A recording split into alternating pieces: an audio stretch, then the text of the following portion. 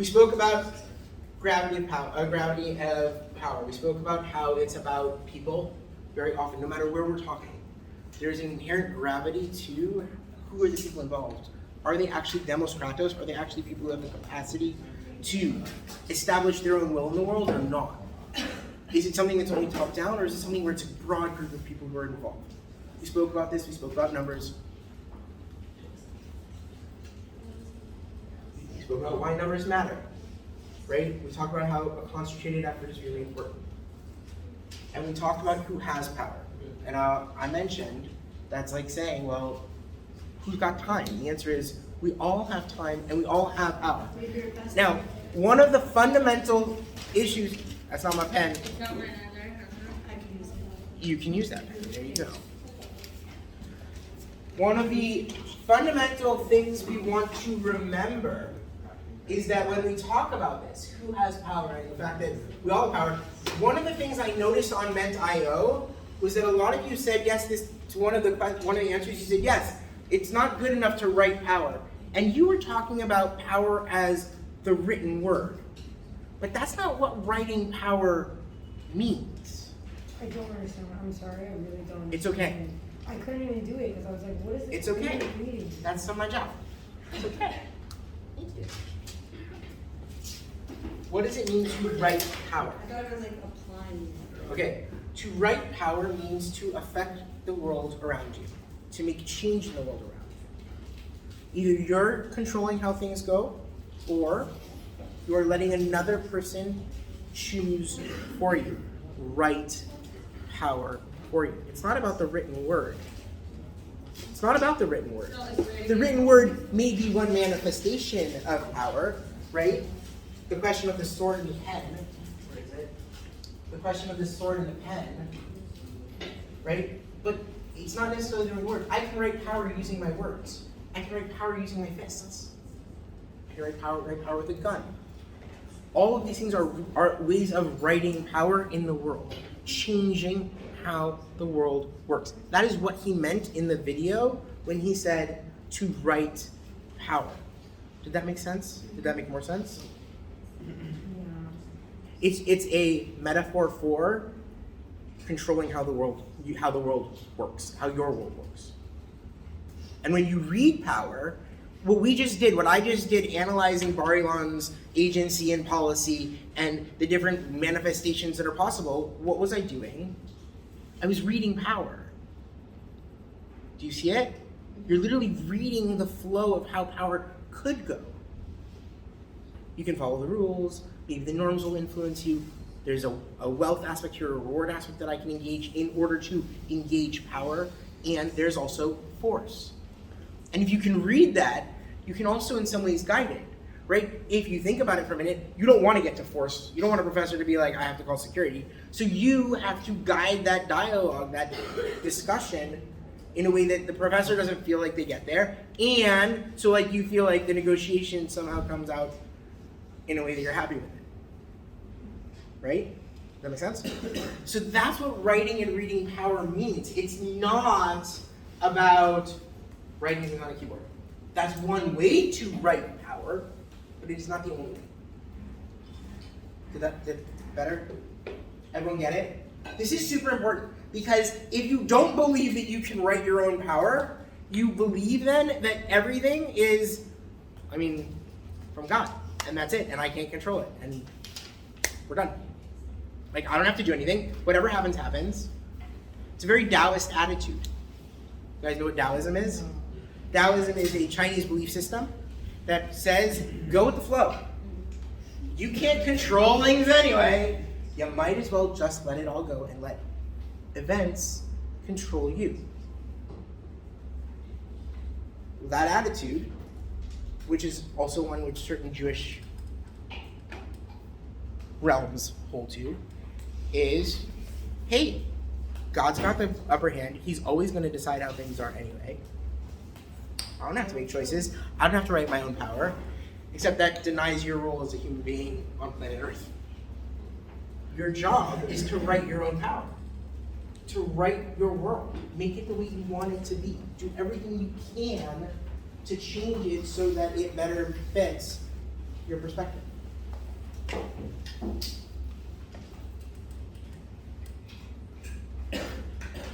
So numbers matter because they give us a concentrated effort in a structured way, and it has to be timely. If everything comes together at the right place at the right time. If all of you said we're not doing this and we walk out. Think about this. You could hypothetically resist, correct? If everyone in here said no, we're not doing it, either I walk out or you guys walk out, right? I mean, that's also an option. If you don't want to be customers to what I'm giving, do you understand? You're choosing at that point to forfeit the information, the reward. You don't want it. You're saying it's not worth it for me. My cost risk analysis, my benefit analysis says, nah, I got better things to do with my time and my energy and my whatever. Why should I sit here? Right? Did that make sense what I just said? Yeah. Okay, sweet. Now there are obviously other things. We look at things like resources, we talk about people and money and raw materials, but eventually what we're going to talk about when we say who has power is strategy. Because strategy is the means by which we direct power. It's how we get ourselves from the idea all the way through the different ways towards an end result, an end product. If you're thinking about opening a business, you've got some great idea, some problem you've seen in the world, and you go, I'm going to resolve this. Well, that means you've got some idea, and you have to use strategy to get from here to there. Right? So we talked about a whole bunch of different definitions, and we talked about the unity of strategy. Now, one of the things we spoke about is it. Do you post these slides? These slides are already on Moodle. Very top section, there's like 3 or 4 things there in a PDF format. Choose one. Right. All right. I told you there was a hierarchy, and we spoke about the fact that the strategic level of that hierarchy has a specific focus. That specific focus is intelligence gathering and analysis.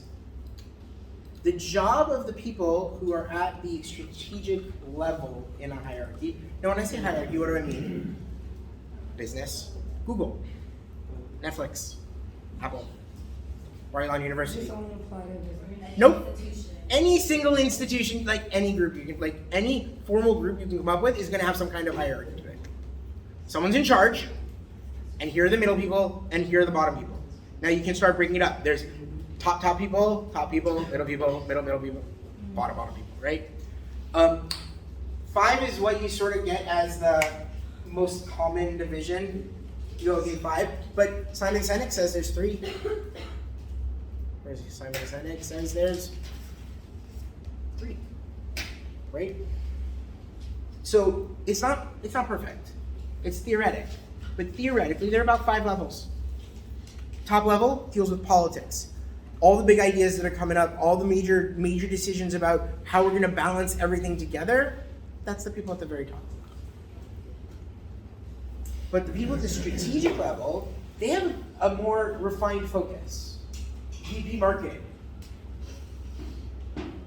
VP sales, VP finance, VP HR.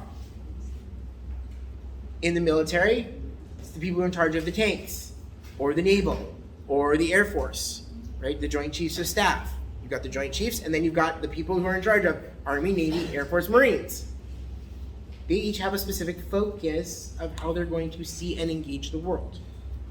And the way they're going to do that is based on their analytic framework, their analytic frame of mind. So what happens is they start breaking it down at that level, and then they break it down and they say, okay, here's where I want us as a group within the greater institution to focus. Here's what I know. As an institution, this is what I know. And here's how I've created that knowledge. We've got this information and that information, we've got these sources, and here's how we've analyzed it, and here's what we understand about it. Right? And together, all of these form a sense of, okay, this is where we're at. This is the reality within which we're working. Here's where things are as they stand now. Now, what do I want to do with that? Where am I going? Right? I take that analysis and I give it some ideal time. I say, analytically, this is what it means. Here's where I want to go with that. We need to up our sales. Well, how much do you want to up your sales? We need to improve our HR. We need to make sure we're hiring more quality people of this variety. We need more people who understand this kind of programming language. We need more people who are extruders. No, we need more thinkers. No, we need more tank drivers. No, we need more. Make sense? Right? So we have a whole bunch of different ways of looking at hierarchy. But hierarchy is only one way to think about strategy. And there's a problem with getting locked into strategy as hierarchy. Can anyone tell me what that problem might be? What happens if you only think of strategy as a level in the hierarchy? Like how communication, like it's much harder to communicate when everything is... If everything has to go all the way to the freaking top in order to get something done, right? Because these are the guys who essentially are gathering the intelligence and are analyzing that intelligence and deciding what the ideal world should look like. So if I always have to get things all the way up, and it has to do it formally, right? So these guys have to talk to these guys, who have to talk to these guys, who have to talk to these guys, and then we can start making a decision.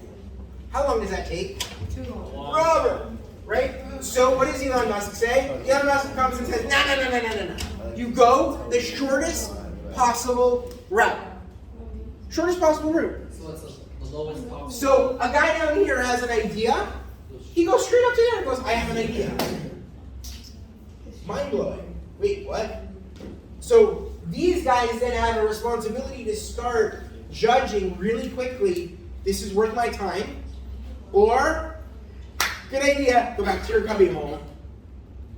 Right? Or not so much cubby hole, but your open space where you get to do your work.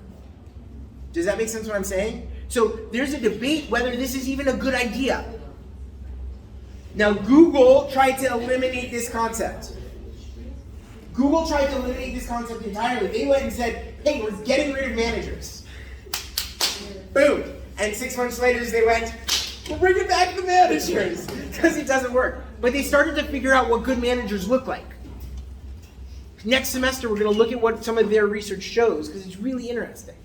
But what they learned out of it for hierarchical purposes, for this perspective, is you need some kind of hierarchy. Now here's the thing, sometimes that hierarchy is completely informal. In this classroom, should you guys start doing something together, you will create an informal hierarchy.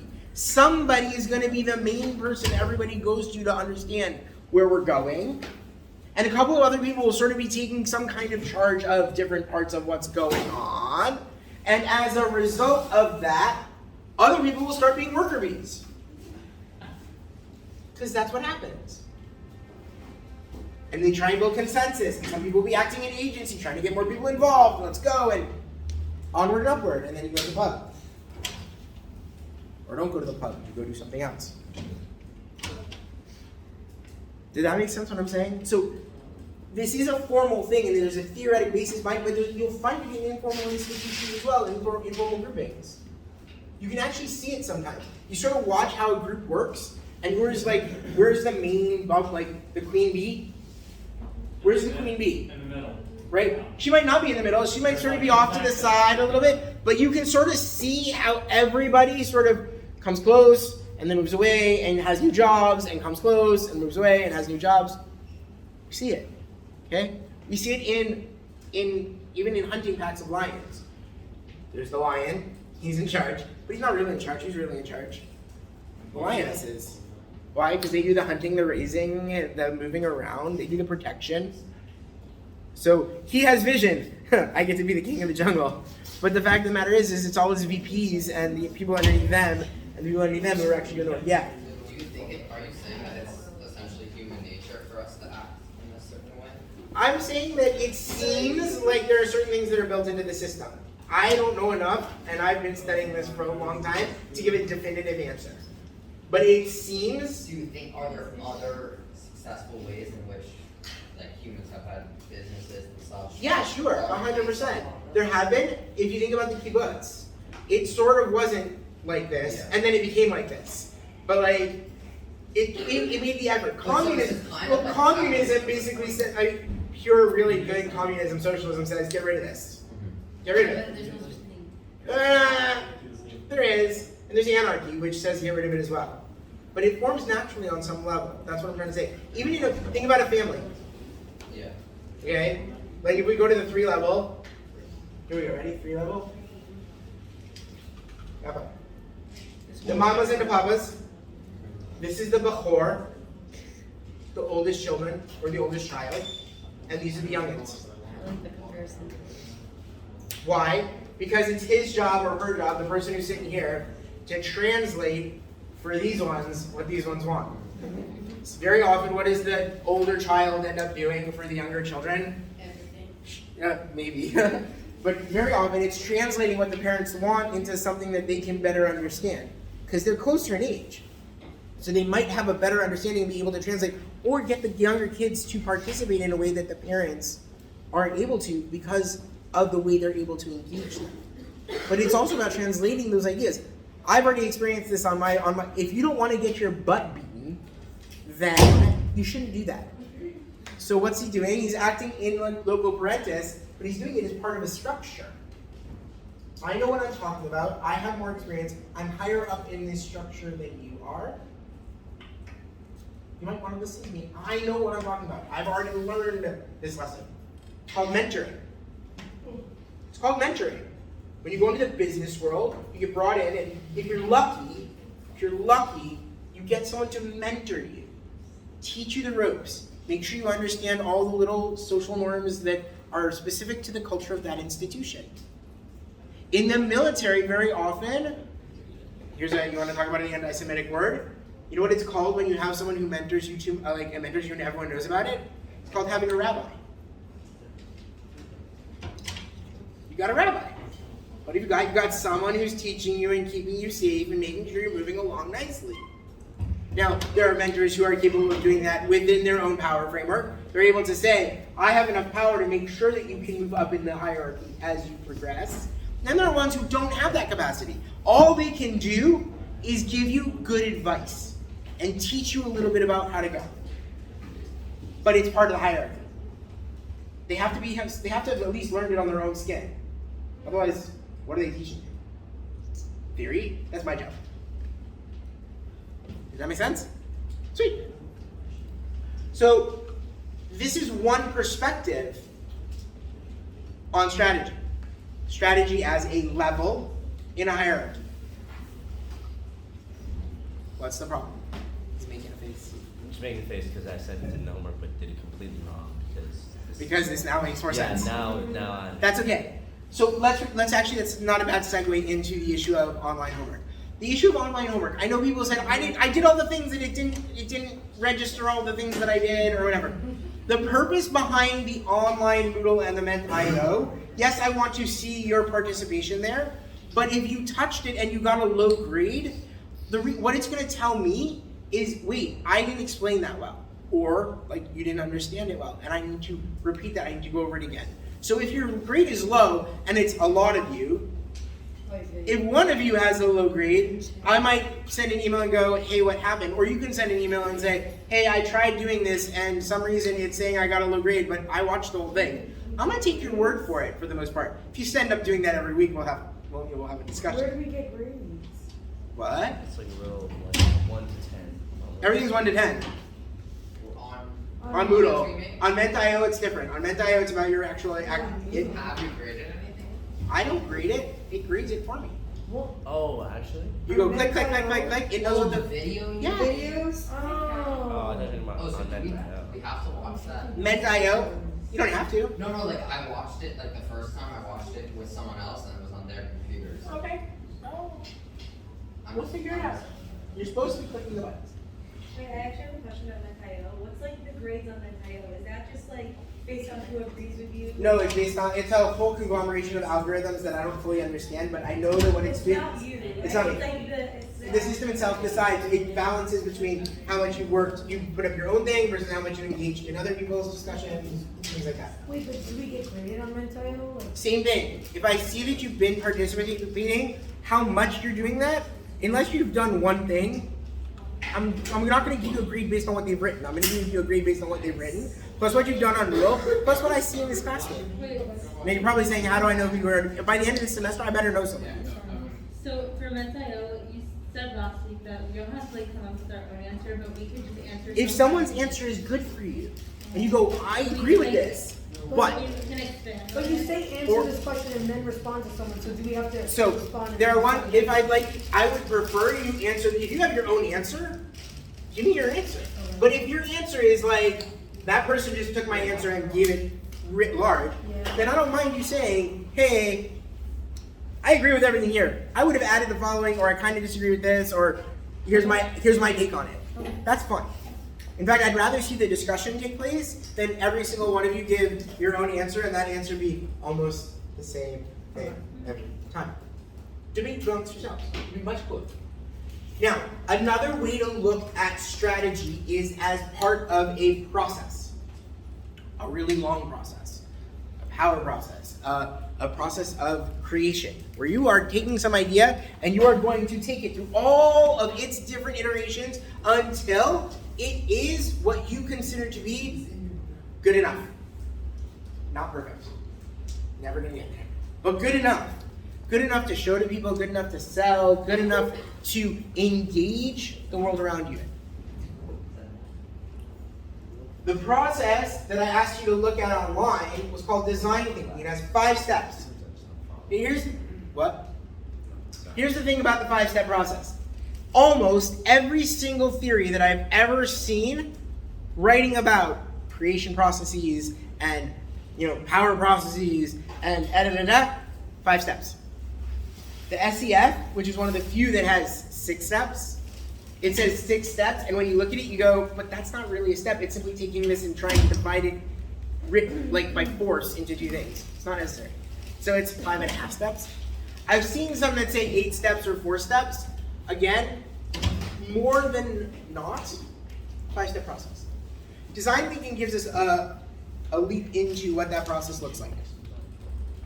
The process starts with you deciding to get to know something about whoever it is you want to deal with. Your customer, your enemy,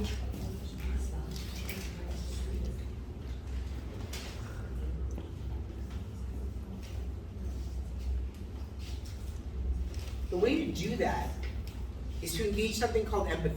What's empathy? It's a lousy thing. Understanding other people's feelings. Okay, it's about understanding other people's feelings? Well, understanding what other people can be Emotions? Okay, what? Understanding what other people are going through. Understanding what they're going through, what they're experiencing, to feel for them. Selflessness. Wait, selflessness? What do you mean by feel for them? Feel with them. What do you mean for them? More with them or for them? With them. With them. It's understanding. Understanding? Understanding what? Understanding other people's needs and emotions. Okay, so what they provide us here in order to understand, and the reason I'm asking about for is because to feel for someone means you're doing it in their place. Does that make sense? And I think you mean feel for them as in feel bad for them, right? Okay, so that would be sympathize, right? But less empathize. Empathize is about getting into someone's head. Empathize is I can see the world the way you see the world. Even deeper. I would say with them plus, right? You empathize with somebody, and in empathizing with somebody, you see the world the way they see it.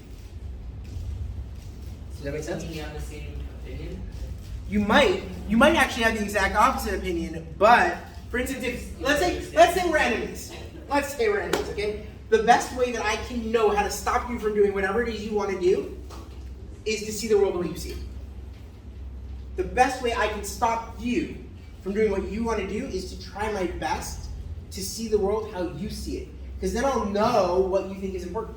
I'll know what kind of tools you might want to bring to bear. I'll understand how you are interpreting the world and where I can push your buttons and where I can stop you and where I need to, I can let you roam free because over there it's not going to bother me. But if I don't see the world the way you see it, if I only see it the way I see it, you're going to have a much easier time getting what you want. Yeah. That's why you need to be able to relate to someone to actually get through to them. If my mom, let's say, she's telling me something, I can't always hear her because she doesn't always come from the perspective that I have. My brother's saying it. Right, which goes back to that whole thing that I said before, which is sometimes the parents who are slightly further up on this hierarchy, they're trying to talk at you, and they're talking at you. Yeah. And then your brother comes along and goes, dude, I know where you're at. This is what they're trying to say. Shape up or like get your butt kicked. Yeah. Basically? Yeah. Yeah? Okay, so that's really a good point. That's exactly what we're talking about. Empathizing is being able to get into the person's head, really understand what it is that they're thinking. Now they give us a tool to be able to do this. This system, and this is one of many that we're going to go through very quickly, this system gives us a tool for understanding. It's called an empathy map. And it says, start with, who are you empathizing with? Identify the people that you're talking about. Is it your customer base? Is it a potential customer base? Is it someone who's having some kind of difficulty and you want to deal with it? My classic example is old people who fall in the shower. Right? Old people who fall in the shower. They are a group, a potential customer base, and if you want to help resolve their issues, you have to specifically identify who those people are. Who is it we're talking about? What age group? Predominantly male, predominantly female. Well, what does that do with the empathy, though? Hold on. It's just starting, it tells us who we have to start empathizing with. It gives us a clue. I don't want to empathize with everybody. It's not really emotional. No, this is the starting off point for empathy. It's not empathy writ large. It's starting us off to... Otherwise, like, if I try and empathize with all of you, like, not just all of you, but like all of the, one-year program students, all the IsraelXP students, that's a lot of you. As it is, I have to try and empathize with you as a unit. You guys as a group, right? Because if I don't see the world from where you're sitting, where it sucks to be wearing a mask all, the whole class, and it sucks to be doing this, it sucks to be doing that. What's happening? I don't see the world your way. We're gonna have fights. We're just gonna have arguments. But if I can see it your way, then I can find a way to balance it out. I can find a way to make it balance. But here's the thing, first I need to identify who it is I'm sympathizing with. Then I have to say, well, what is it that they need to do? Well, they need to not fall in the shower. Right? I, this past week, participated in something called Makers for Heroes. It's a make-a-thon, in which they bring in people from all over the country, high-tech, and all different companies. They volunteer, Elbit and Raphael, all kinds of these really advanced companies send people, and their job is to help disabled veterans with some kind of challenge that they have in their everyday lives. There's a guy who can't use his hands, he wants to go back to gaming. They created a whole button system for him to use with his head and his shoulders and his arms, so that he could game. Right? There was a girl who can't move her hands so well, and she needed to practice and part of her physical therapy. And she comes from she used to be a gamer, and they were like, well, we're going to create a game for you and a joystick that will match your hand perfectly so that you can strengthen your muscles. There's a woman who wanted to go swimming, snorkeling on her own. They put a noodle here, a noodle there, and someone drags her around. They took an off-the-shelf water scooter, and then they made it a one-handed device. They created a whole system where all she has to do is push a button, and off she goes. And it floats, and it keeps track. Cool, right? They needed to understand the issue. They need to really get into the person and be like, what is it that's causing them pain? What is it that's causing them difficulty? Right? Now, sometimes if you're talking about your enemy, you want to go, what might cause them pain and difficulty? How can I engage those? If I can find out things that they don't want to have happen, I can use those. Those are buttons to push. Right? So, what is it they need to do? If I know what you need to do, in order for you to get from here to there, you need to go through this passage. Well, I'm going to stop you because you need to go through that passage. I'll give you an example from the Army. When I was in the Army, I went to sniper school. In sniper school, green and pink, I like green and pink. In sniper school, one of the things that they like to do is force us to think. It's an essential skill that snipers are supposed to have. They're supposed to be able to use their brains. And so they go, okay, here's the drills. You are on a position somewhere over here. There is a passageway. A canyon. Over here. On the north of that canyon, there are a whole bunch of tanks. that want to come through the pass. Your Air Force has successfully knocked some boulders into the pass before the tanks were able to get there. The tanks have just called up a tractor to move the boulders. Hello, tractor. With a driver, whoop, with a driver, and a Jeep comes up with a very nice looking general dude with lots and lots of stars on his shoulders, and he's looking around giving orders. Yes, my drawings are very, very, very good. Are they? Who do you shoot? Who do you shoot and why? Wait, stop. Okay, stop. Before you answer, what I want you to answer first is, what is it that they need to do? What is it that they need to do? Move the boulders. They need to move the boulders. Why? Because the boulders are their pain point, right? Well, now we can start empathizing with them. If that's what they need to do, then who do you shoot? Tractor guy. Why? But that's not. Because even without the general, they still know what the next step is. I feel like. Right? So wait, now you can do an enemy analysis and go, oh, well, I know what they want to do. Who do I shoot? Shoot the tractor guy. The problem is anyone can remove the traffic guy. No, you can't. No. Do you know how hard it is to drive a tractor? And let me ask you a question. Let me ask you a really honest question. The guy who is just sitting in that seat is dead. Do you want to take that seat? Okay? It seems on first read, if you don't do an empathy map, first read, who do you shoot? The general. He's the high value target. He's the high value target, right? Makes sense. You shoot the general, but you don't. Because if you do an empathy map, you understand what it is they need to do. You can make it more difficult for them, more painful, by shooting the tractor driver. If you have a Barrett, which is a 50 cal, you don't just shoot the driver, you shoot the tractor's engine. Now they got to schlep that thing out of there before they can bring a new tractor forward in order to drive. Same thing works in business. You want to negotiate well with your parents? Figure out what their pain points are and help them get rid of them. Do you finish sniper school? Yes. How long? When are we gonna find out? After you've done that, after you understand what it is that they need to do, you can start asking some really pertinent questions. What is it that they see? What is it that they're saying? What is it that they are actually doing? What is it that they're hearing? Get to know the environment within which your customer, your enemy, your ally is working. Your partner, your husband or wife. If you want them on board with something, it behooves you to consider, well, what is making it difficult for them? Is that something that I can help with? Right? What is it that they need to do? What's making it hard for them to participate? What is it that they're seeing and they're hearing and they're saying? What are they saying? Right? After you've done that, you can start saying, well, I know what their pains are, and I know what gains they want to make. I know what they want to get out of this. Once you've done this analysis, once you have this map, it becomes much easier. You can define the problem. You can say, I understand what the problem is. I understand what is the center of gravity that we need to hit in order for us to move forward. I know what problem I need to resolve. I may not know how to resolve it. I may not have a clue yet how to resolve it. But I know what I need to resolve. Was that a question? No. Okay. So you define the problem, and then you start ideating. Well, you do this, you do that, you do this, you do that, you do this, you do that, you do this, you do that. You start prioritizing as you test, and you prototype, and you create a mock-up or a drawing, and you show it to people, and you go, what do you think about this as a way to deal with that thing?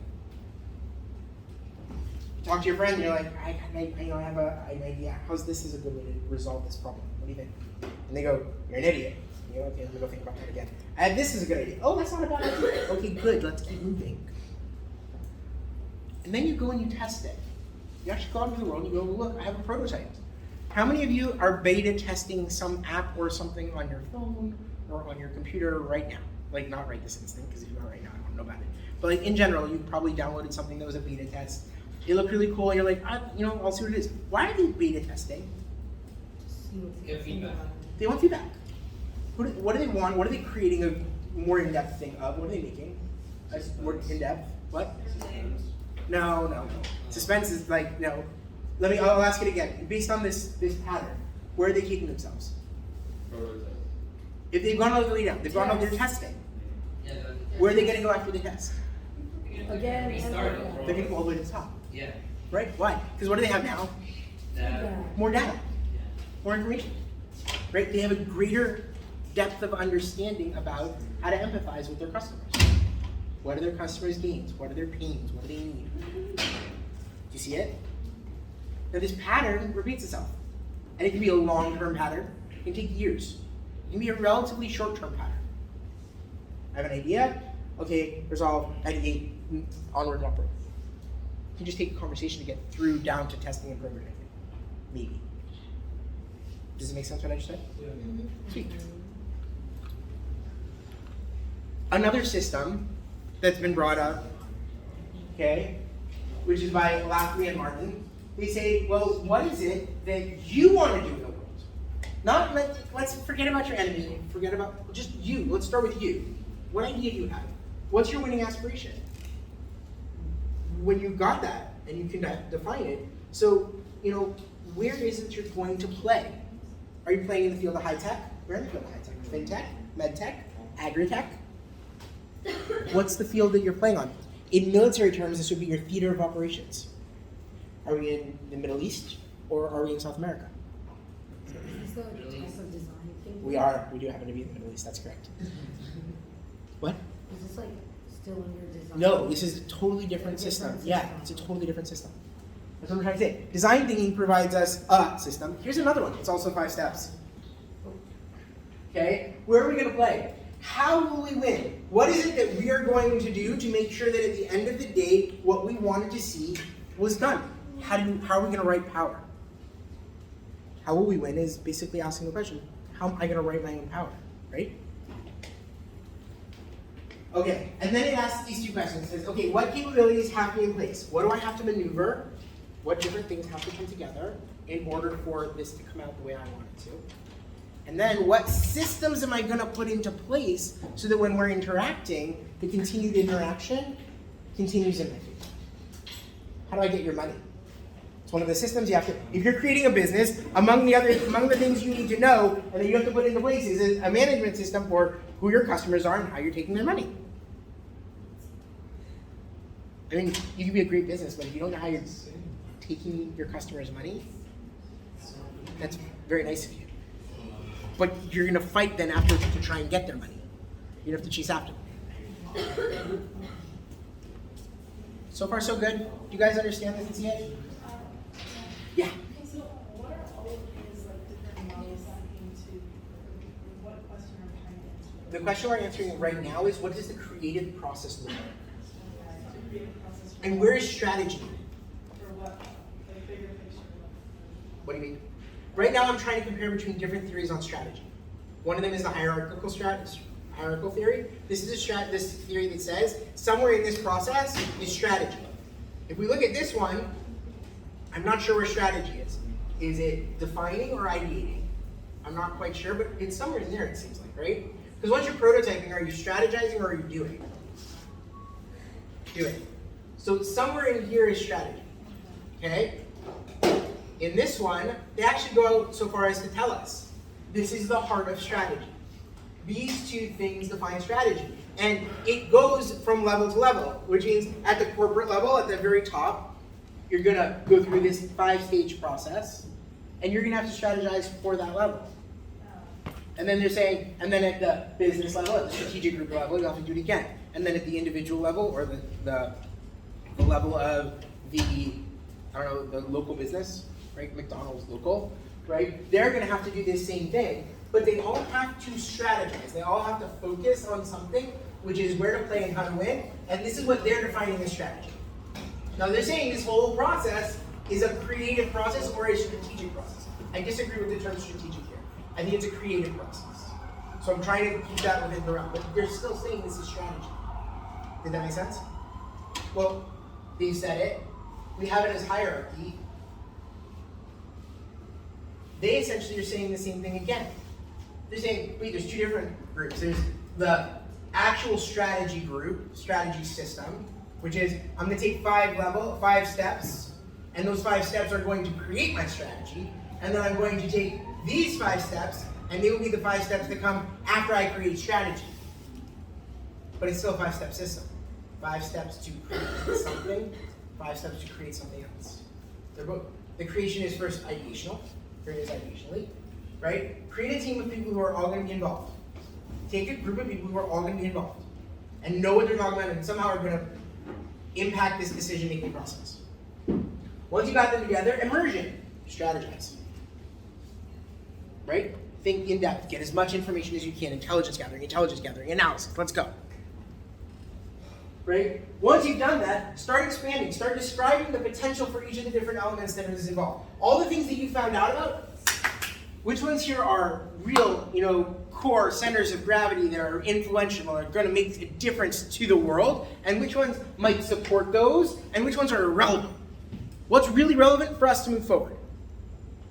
And expand on those and get to know them in depth and work on them. Once you've done that, you get a criteria selection. What are the most important things that we have to do as we move forward, tactically, in order to do this? And then a prototype, where you go, here's what we'd like to see. I want to see this in reality to reality. Let's go, right? So they're saying that's the first creative process.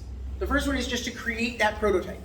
Once you've got a prototype, they go, well, it's not enough to create the prototype. Now you have to go through a different 5-stage process to take that prototype, that first conceptual framework, and go, all right, we're going to bump this up now and make it something even more. What's that considered? Actualization? The actualization process. Guess what? 5 steps again. So it's like creation process, and then let's create again, but let's create broad-based, in-depth, right? Mobilize, start getting all the pieces together, understand, gather intelligence, again, become more aware of what the prototype means. Design, implement, and then manage. Manage means you've already got a company going and you just need to get that feedback and get their money and get their feedback and get their money, and how are we changing things? Are we meeting goals? So far, so good?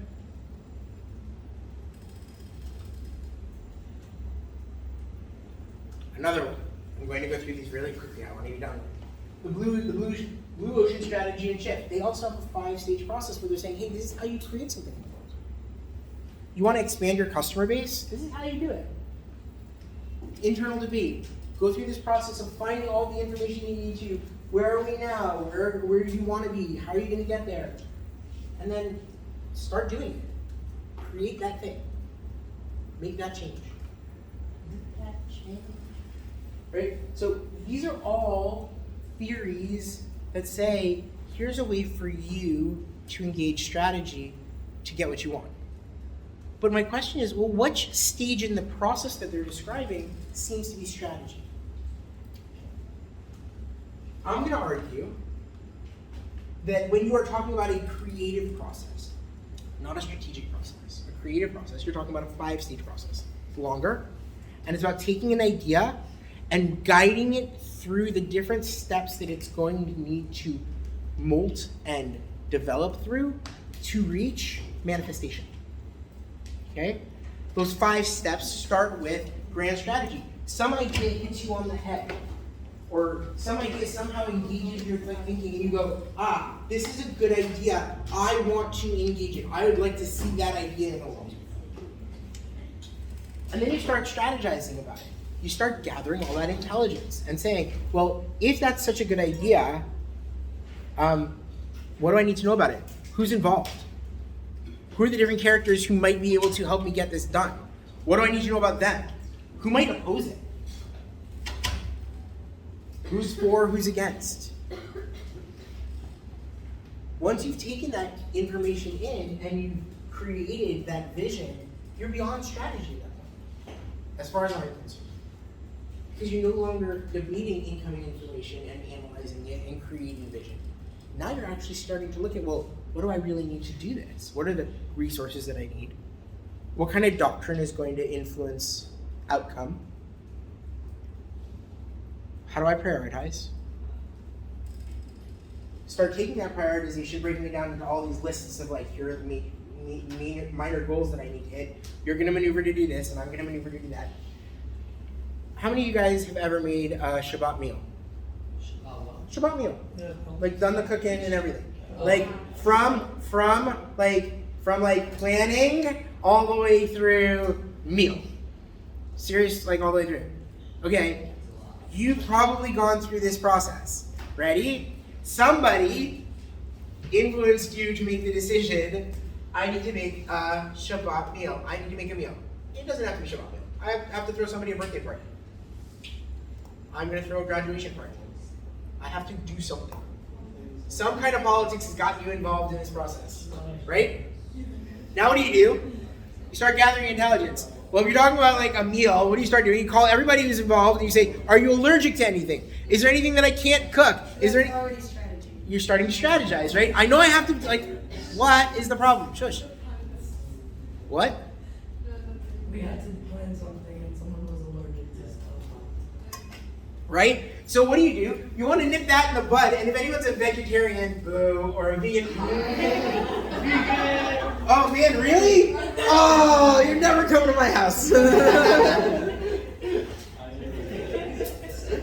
No, it's okay. See, we would actually know you're coming, so we would strategize to make sure there's food for you. Aww, right? So what do? We create vision. I go, okay, this is what I want that meal to look like. This is what I want it to look like. Here's who's going to be there. Here's what I know about them. I've empathized with them. I've figured it out. I know what they're like. I know what they like, which is even better. Like, if you know what someone likes and you make it for them, what are you basically saying to them without actually saying a word? I like you. I like you. Do you want to go out on a date? Right? So you're saying something when you do that, right? You are actually engaging in that process even beforehand. When you make that decision about what it is you're going to make in your strategy, you might even be thinking, well, what will this person like? What will they enjoy? For a birthday party, that's a really important thing. If you care about what you like and not about what the birthday party person, like the birthday girl or boy likes, you're failing miserably on birthday party. Sorry. Right? So you start planning. You start thinking about what is it that I know? Who do I need to talk to get information? You start calling everybody who's going to give you that information. Right? And then what do? You start looking at, well, okay, what resources do I need to be able to make that kind of meal? What do I need to be able to have that party? How many beers do I need to buy? How much is it going to cost? Who's going to do the run? Who's going to make sure to do this? Who's going to make sure to do that? But you also ask questions like, based on what I know, are there any limitations? Is there any values here that there's a vegan coming? Oh, I need to know that so that at least I'm planning for that in the process. Right? I need to know what it means for me to make this plan, which means I also have to limit, like, let's talk kosher. Who here only does halak and mahadran? Anybody? Okay, so there's different levels of kosher, right? So there's like everyday kosher, right? And then there's more kosher, and then there's like really, really kosher, and then there's like, oh my God, that's super kosher, right? So there are certain people who, when I invite them to my house, I know that I have to buy certain kinds of meat for them. I know it. Because if I want them to feel comfortable in my house, I'm going to make sure that the meat that I bought meets their criteria for kosher. Even if it's more advanced than my criteria, like higher level. What? So it's all about getting to that point. It's great, good job. It's all about going to that level of like, hey, how much can I empathize? And it's about how much can I empathize. What if the meat costs 20% more than I normally spend, and it's just not in my budget? Now what do I do? Either I can say, listen, I can't host you, or I can go, well, maybe this week, instead of us having another meat meal, we're going to go with like something like omelets, and that's going to help me, thank you very much, that's going to help me do what? Balance that budget so I can resource for their hosting them. Right? Now I'm not just engaging in this power process, but in another power process as well. It's influencing a whole different power process. What is my weekly menu going to look like? Does that make sense? Does that make sense? Make sense? Then you start doing it. You start moving around. You start maneuvering. And if you're lucky, and you know, like I like to say like this: when I go shopping, I feel like an F-16. I'm flying around. Why? Because my hands are the missiles. Buy corn. Got it. buy chicken, bombs away, right? I'm the F-16 who's maneuvering to get, I'm the tanks that are going into maneuver. And there are certain places where if I go, it's a quagmire, like the candy aisle, right? So you get into the candy aisle and you're like, oh, it's a crash landing. And it's horrible. But the whole thing is those are tactical maneuvers. And that's only one of the tactical maneuvers you need to do in order to meet objective shopping, which is part of your overall purpose, which is make a meal. What about cooking? I don't bake. Don't ask me to bake. I'll cook.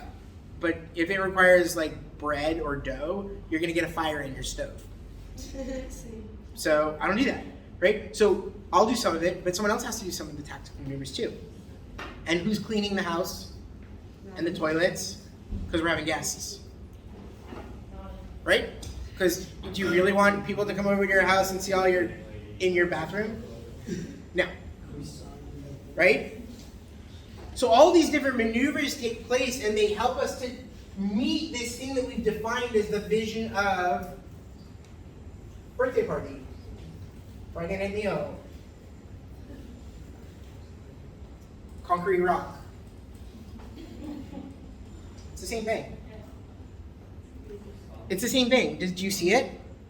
Can you see how it's the same thing? It's just a question of, well, on what magnitude and what tools? What magnitude? Is it individual? Is it on the individual level? It's me and you. Is it group level? Is it structural level? Is it international? Like, let's see about like United States versus Afghanistan. They're all the same. This process is another way to think about strategy. It's not strategy unto itself. The strategic stage in this process is here. You have an idea, you strategize about the idea. You get as much information, you analyze it, you create a vision based on that knowledge base. And then you plow forward into objectives. You start prioritizing objectives. You start doing specific resource to objectives. How much time do you have to go? If you're doing the shopping on Monday or Tuesday, and not everything was in the market, great. What if you're doing it on Thursday afternoon, on the way home? You're kind of screwed, right? And you go, honey, they don't have the beef that you want. What do I do? Should I go to another store? Please say no, please say no, please say no.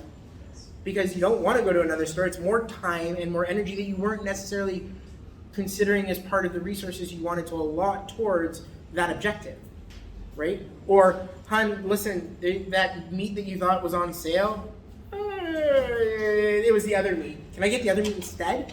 Do you make them more tactical or back to strategy? Well, that's what I'm saying. It's a, why is it interdependent? Because you could be here and suddenly find yourself back to here. And sometimes you'll even find yourself going all the way back to here. Right? Or, worst comes to worst, right? You were deep in the cooking stage. You were deep in the cooking stage. And then all of a sudden you found out that you were using a milk pot for a meat soup. And you don't have time to go do very much. You go all the way back to here, quickly rethink this, and go, okay, well, what have I got? And you're going to jump from here. You might even jump into here to do some quick analysis and say, well, what resources are left? What else have I got? What have I got? What have I got? You might even start opening your fridge and your freezer and like plowing through it to see what's in there that you can pull out in order to make chicken soup in a meat pot. Right? Do I have some more veggies that I can use? Maybe there's another few carrots. Maybe there's some potatoes. Great. But that's only one of the maneuvers that you're doing. Is soup only meets one of the many things that you're doing tactically or techno-tactically, creating the soup. One of the things you're doing techno-tactically, I see you, in order to meet certain tactical goals. Did that make sense what I just said? Yeah? Go. Not a problem. Operative, so the operative stage here. The operative stage is about taking this idea, all this information that we've got, and starting to align it with certain key objectives. To say, here are the major things, if we're doing it about cooking, about prepping for a meal, right? It's, okay, you have objective shopping, you've got objective cleaning, you've got objective cooking, you've got objective baking. Objective, like. Things that, these are major stepping stones. Yes, of course it's up to you. You don't have to clean your house. I have to do objective versus subjective. No, not that kind of objective. Not objective and subjective. Objective as in the object that you need to hit in order to say this is gonna work. So objectively would be like ingredients. No, those are already resources you need. Shh, she's asking a good question and you're missing it. I'm not gonna fight you. Can you hear me? Sweet. At this point, you are not talking about the techno-tactical. I'm gonna start with the tactical. Okay, techno-tactical would be like, I got these spices and I know how to use these specific spices in order to make this specific dish. I know how to do that. So that's you already way over here in process, right? You're making your soup. And you know all the things you need, you've got them all. You've already taken care of getting them all together. You've done all the maneuvering, you're literally at your spot and going, cook. In order to get there, right, you had to maneuver tactically. Either you had stuff in your house or someone had to go shopping for you, right? So several tactical maneuvers took place. Somebody went shopping, you took stuff out of the car. Or like for a political thing value, fundraising, techno-tactical with the actual money. Right, so the techno-tactical would be like me going to and panhandling me, like giving the money for the, for trying to get you to give me money. But would that be tactical though, because that's how you're getting it. No, because here you're gonna be maneuvering, it'll be about maneuvering. It'll be like, okay, it'll be, I know I wanna go get money, I want to raise money, right? One of our objectives politically would be, for the political institution, I wanna raise money. Yes, but this is very big goals, okay? That's what we're talking about when we're talking about objectives, very big goals. Goals that are made up of other goals, essentially. So if you think about it, if cooking is the objective, well, how many things do you have to check off before you say, I'm done cooking? Well, is it a 1-course meal? 2-course? 3-course? How many mains are you making? How many sides? How many desserts? I keep going, right? Is it a 12-course meal? Soup to nuts? Right? Each of those is a tactical maneuver. And each of them involves a techno-tactical stages, certain techno-tactical skills that you need to do them. Some of them are really advanced skills, like pastry making. It involves super advanced skills that you do with the dough and all this other stuff. Putting chicken in the oven is. What step would be tactical? What step would be tactical? So tactical is the maneuver. Okay, so we're using the cooking example. Let's say everything's been brought in. So the maneuvering of it would be, okay, I'm going to timeline how I'm going to cook each thing.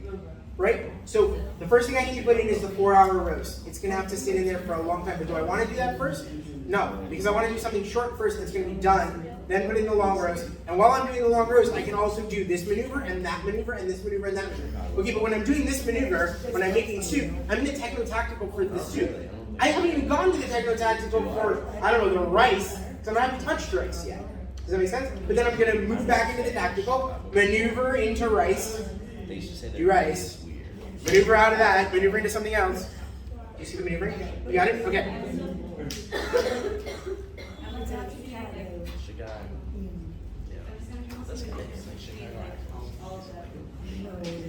Wait, all the different stages? Okay. This is the stage where you get hit with an idea. Hold on. This is the stage where you get the phone call.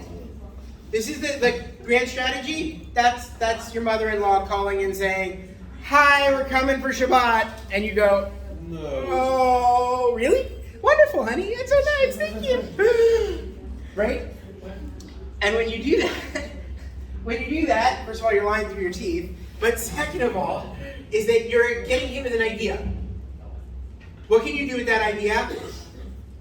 We went through a list. We even adjusted that list. What can you do with that idea? What idea? Honey, I'm coming. We're coming for a Shabbat. You know, your in-laws just made it. What's the first thing you can do with that idea? No. Shut it down. Shut it down! Sorry, we're not home this Shabbos. Rejected! Right? So you can reject them. Or you can be like, okay, I accept. Fine, I give in. Right? I'm really neutral about it. You want to come? Great. You don't want to come? Nah, it's up to you. I don't care. I can co-opt it. You know what? I understand you want to come for this Shabbos. Maybe you'll come for next Shabbos. What did I just do? Delayed. I'm delaying it. I'm maneuvering it to better meet my what's acceptable. I'm not ready. Like, it's Thursday and you're calling me about tomorrow. Can we push it off a week? We'll talk about it for next week. Great. You know, Is this part of grand strategy? no, this is all grand strategy. This is all grand strategy. You see it? You haven't accepted the idea yet. right? You haven't even gotten into process, But I didn't even know anybody. right? Or you can disregard it. What was that? I don't think I can't get, it's breaking up. I went to a room. Shh. Can I have a time check, please? Time check. It's 3:18. 3:18. Perfect. Okay? Once you have done that and you've accepted an idea,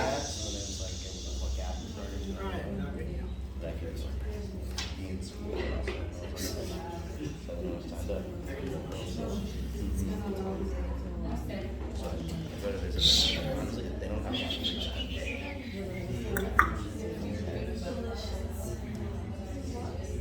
Guys.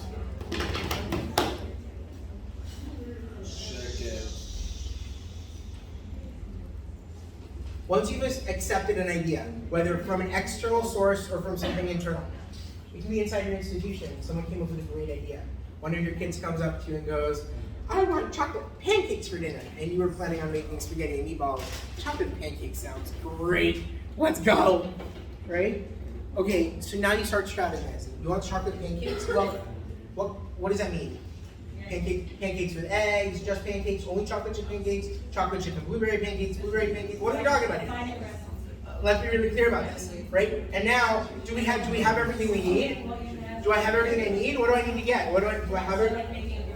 So then you start, because then you go to the operative and then you start making your grocery list. Because you look at your resources and you go, well, we've made this decision, now I have to start organizing for that. Well, do I have everything I need? Do I need to go shopping? Does that make shopping, well wait, if I have to go shopping for pancakes and I've already got spaghetti and meat stuff in the house, maybe we should go back to the grand strategy. I'm killing this process in the middle. Dead. Not doing it. Shut down, that's right, very good. So you shut it down, and instead you go back to the process, you go way back to the beginning, and you go, well, what other ideas we got? So the operative thing is like the ideal place to shut down. Not necessarily. Sometimes you're going to do it here. You're going to go, I don't have enough information. I don't have enough information. I can't move forward with this. There's not enough for me to make it, even think about resourcing it. Sometimes, okay, so let's go into the world of startups for a second. Okay, in the world of startups, people have these great ideas. And they want money to be able to make those ideas reality, right? Okay, how easy is it to get people to give you money to do that? Just seed money, right? That first million, the first 5 million you need in order to get things going. It's hard. It's really hard. Okay? Part of what happens is the companies very often will start out by bootstrapping. Bootstrapping means they're funding out of their own pocket. Boot, B-O-O-T-S-T-R-A-P-E. Bootstrapping. They're going to do it out of their own pocket. And part of the reason they do that is they want as little influence on this from outside sources as possible. But at the end of the day, they can only limit their ideas to very core things because they have very little money. Google, on the other hand, now can deal with hundreds of ideas, thousands of ideas, all at the same time. And each of them is going through this process on its own, with its own staff, its own people involved. Make sense? Does that make sense to everybody? Yeah. Sweet. Okay, bootstrapping is personal funding of a project. What do you mean? No, it's actually something that you're going to do if you're, first of all, if you're going to do this, you're going to make that decision somewhere here. Okay, I'm going to say it again. You have an idea, right? Now, you as a company, you created a company, and that company is bootstrapping. That company is based on, everything we're doing is based in pocket. It's whatever we can pull out from our own loans, from our own savings, whatever, okay? And one of your guys comes and says, I have a great idea, we should also work on. So you might reject it here because you already know where you're at in process on other things and know you don't have funding to do that. Did that make sense? Okay, but Google, on the other hand, they have an 80-20 rule for a reason. They give people 20% time off, which isn't time off, for them to work on any project they want to. But that project belongs to Google. They're letting people go through this on their own. That reminds me of, Did that make sense? Did that sort of make sense? Kind of? Good enough? That rule. Good enough works for me. Google. So that reminds me of how,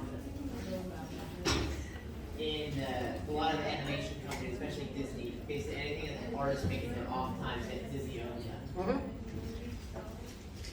Right. It's Silicon Valley, you ever seen that show? What? You ever seen Silicon Valley? TV show. Does this make sense as a process? Now, do you understand that this is just another perspective on how we might understand strategy? It sort of aligns with the 5 levels, but it's the idea of like, instead of it being a hierarchy, you're going through this, I'm going through this, we all go through this all the time. We get hit with an idea, we strategize about that idea, we set objectives for that idea, we tactically maneuver in order to get that idea into the world, and then we engage with whatever we have to engage in to make that idea reality. And sometimes that engagement is with another person. Right? In the techno-tactical, I start using my person skills, people skills, to get people to be quiet. Bombs away! People skills. That was a nice shot. You can. Do we understand what I just did? No, y'all take it back later. I use it in techno-tactical. That was totally techno-tactical. Did you see how it's techno-tactical? It's completely based on, in the moment, what I've got. I'm using the skills that I have. I'm not a very good shot with a basketball. Give me a gun, it's a whole different ballgame.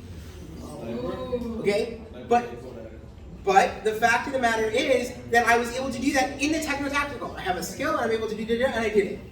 Is my skill great? It doesn't have to be. You don't have to be a great chef to be able to make a Friday night meal. You just have to know how to not burn the chicken. Because each of them is a skill set. Techno-tactical is all about the individual skills that need to be brought to bear in order to get something done. If a salesperson is a horrible salesperson, they can be great at doing all the rest of this, but they don't know how to make a sale. They don't know how to interact in the immediate. Techno-tactically, they're going to have a problem. No, it can't stand on its own. That's exactly the point. This is part of a this is a much bigger process, right? What's the process? I've been trying all class to get people to do what? I do. I have one. Quiet. I only signed up for 2 of these classes. With more or less success. That was one of many techno-tactical maneuvers to try and get people to shut up. Did that make sense? Did that make more sense now? Yeah? Sweet. Do you understand how that was a specific techno-tactical maneuver, then major tactical maneuvers, and then opportunistic? For one purpose, get everyone to shut up. Shut up! Sheesh. He's like a superstar though. So I want to go back to this for a second, and then I need a time check. I have 3 minutes, 4 minutes? 4 minutes, sweet. 4 minutes, strategy is planned. This is a bad idea. Actually are paying attention. If you think of strategy as planned, shh, guys, come on, 4 minutes. If you think of this as I'm going to make a plan, what happens when you are over here in the tactical maneuver of shopping and half the things that you wanted to buy are not in the store? You have to figure something else out. You're going to have to go all the way back here and go, my plan is ruined, I got to go all the way back over here. But if you say, wait a second, I'm not going to create a set-in-stone plan. I have certain concepts that I want to see. Here's vision. In an ideal world, here's what I would make. But if they don't have this, or if they don't have that, I'm willing to maneuver or reconcile that with this other thing. Or I'm willing to forego that in order to have this other thing. If you do that in advance, if you can start thinking about that in advance, because you have enough information. You checked online how much stuff is costing nowadays. What's available in the markets. Today, availability is a huge thing. Why? What's going on in the world today that's making it, well, everyone knows, COVID's going on. What's going on in shipping? Why? Because there's so much what? Why? It's not really because there's so much demand. What's going on? Lack of employees. Where? All along the line, right? All along the process. There are not enough people to work on the boats. There are not enough people to work on the ports. There are not enough people to work in the factories because of COVID. Places don't have enough people. There's not enough people to drive the trucks. Right? But if we think about it as, I ordered those, it's going to come in 6 weeks. That's a great, it's a great plan. But does it take into account reality and intelligence gathering and going, well, you know what, it might take a little bit longer to get stuff? No. But now if you want to buy stuff for like Hanukkah, you should have bought it last week, 2 weeks ago, Hanukkah's in 3 weeks. What? Hanukkah's in 3 weeks, right? Did that make sense what I just said? Do you see it? Do you understand what I'm saying?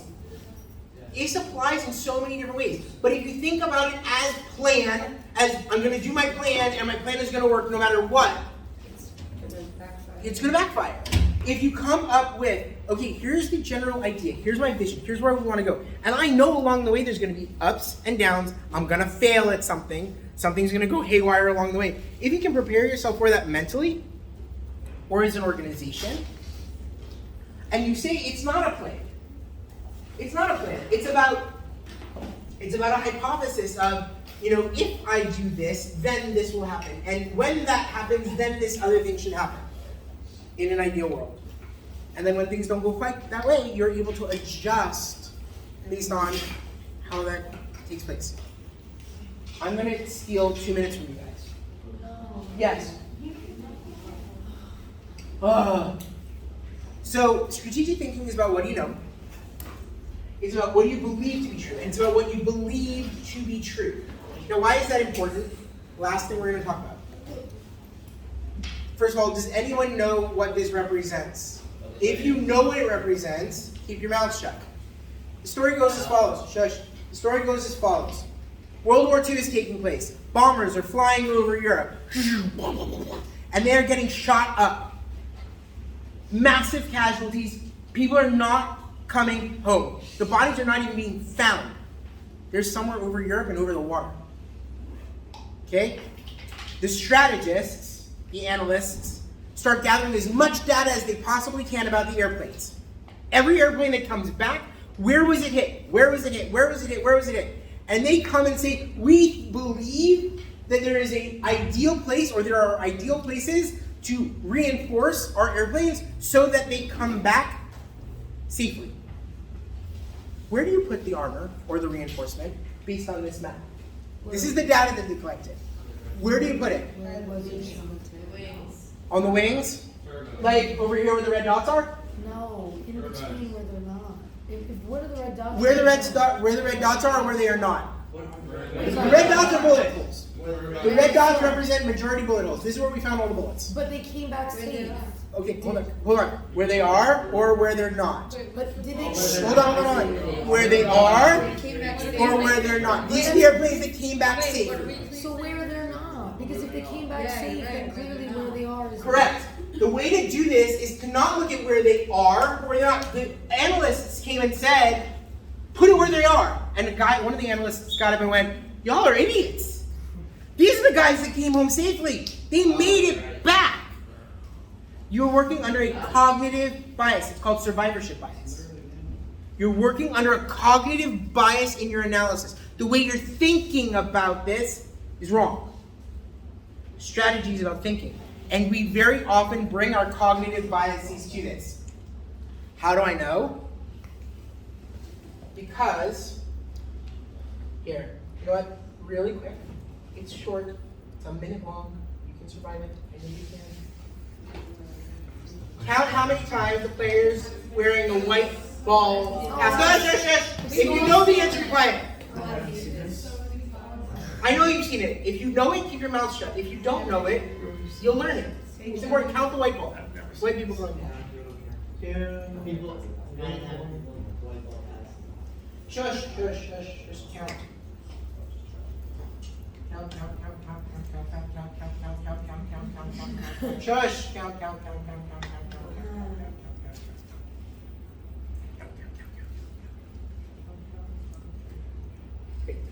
How many passes did you count? How many passes? 15, 16? 4 passes. Okay, there were 15. How many of you saw? How many who didn't know about it saw the gorilla? I saw the gorilla. Do you know about it, or who didn't know about it saw the gorilla? And now, who doesn't understand what I said by gorilla? There's a gorilla.